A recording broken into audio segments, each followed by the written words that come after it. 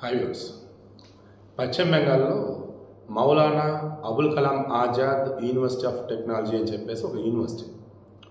అందులో సైకాలజీ చెప్పే ఒక ప్రొఫెసర్ గత 2-3 రోజులుగా ఒక వీడియో వైరల్ అయింది. ఆ వీడియోని ఇవ్వలేదు, ఎందుకంటే ఐఎమ్ షూర్ ఖచ్చితంగా ఇది పెళ్ళి అయితే అయ్యి ఉండదు, ఏదో ఈవెంట్లో భాగంగానో సమ్ రిహార్సల్ అయ్యి ఉండదు అనుకున్నాను. ఎందుకు అవతలన్నది స్టూడెంట్, యువతలో ఉన్నది ప్రొఫెసర్, లేడీ ప్రొఫెసర్.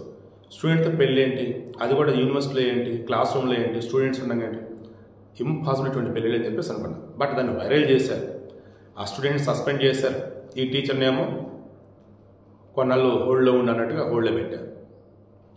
దెన్ ఇప్పుడు ఆమె ఒక డెసిషన్ తీసుకుంది. నేను మీకు ఆల్రెడీ చెప్పాను, అది ఉత్తిత్తి పెళ్ళి. సైకాలజీ క్లాస్లో భాగంగా ఎమోషన్స్ అనేవి ఎలా ఉంటే హిందూ బెంగాలీ సాంప్రదాయంలో భాగంగా పెళ్ళిళ్ళు ఎలా జరుగుతాయి అంటే ఎక్స్ప్లెయిన్ చేసే విధానంలో భాగంగా స్టూడెంట్, నేను అండ్ మీ రిమైనింగ్ స్టూడెంట్స్ అంతా కలిపి ఒక రోల్ ప్లే లాంటిది తప్ప వేరేది కాదు. ఇట్ జస్ట్ ఒక స్కిట్ లాంటిది తప్ప వేరేది కాదు. నేను ఎక్స్ప్లెయిన్ చేస్తే మీరు వినలా, నమ్మలా. అదేమంటే ఆ పిల్లోడిని సస్పెండ్ చేశారు. అరే నన్నేమో వివరణ ఇమ్మని చెప్పి నోటీస్ ఇచ్చి నన్ను ఇంటి దగ్గర ఉండమని చెప్పారు. అది కుదిరో రెస్ట్ తర్వాత రమ్మని అంటున్నారు. నేనుగా రాను, ఇక నేను మీ యూనివర్సిటీలో పనిచేయను. నా వీడియోని ఎవరైతే ఒరిజినల్ వీడియో అంటూ హడావుడి చేశారో ఇప్పుడు వారందరి మీద నేను చర్యలు తీసుకుంటా అని చెప్పారు.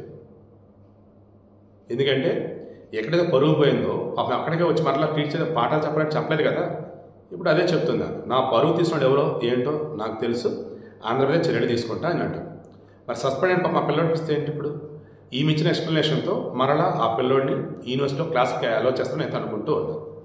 బట్ మీరైతే జాగ్రత్త, ఎక్కడైనా ఇటువంటివన్నీ జరుగుతూ ఉన్నప్పుడు సరదాగా అన్నప్పుడు మొబైల్స్తో షూట్ చేయకుండా చూసుకోండి.